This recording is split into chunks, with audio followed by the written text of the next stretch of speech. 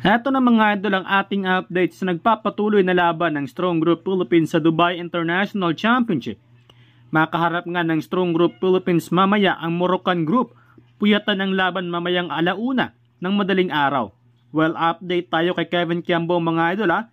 Maraming ang kumalat na bali-balitang nagkaroon naman ng offers si Kevin Quiambo sa NBA sa kupunan ng New York Knicks para sa NBA Summer League.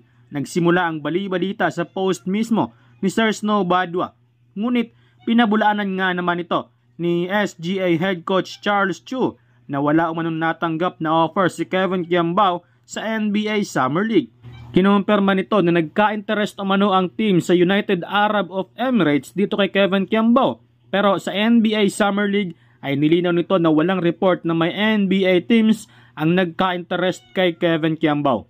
Well, gayon pa man, looking forward pa rin tayo dahil sa pinakita ni Quiambo sa naturang tournament ay hindi malayong maraming mga NBA scouts ang makapansin kay Quiambo.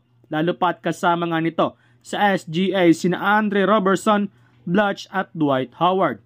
Samantala isang panalo na lang ang kailangan ng San Miguel Beermen upang maka-advance sila sa semi-finals ng PBA Commissioner's Cup. At ay matapos nilang talunin ang Barangay Ginebra sa Game 2 ng kanilang laban sa score na 96-106. Pinangunahan nga ng kanilang import na si Bot Wright ang SMB sa kanyang 38 points.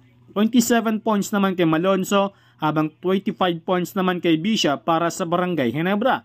Kailangan makagawa si Coach Tim ko ng adjustment para makapag-survive sila sa laban.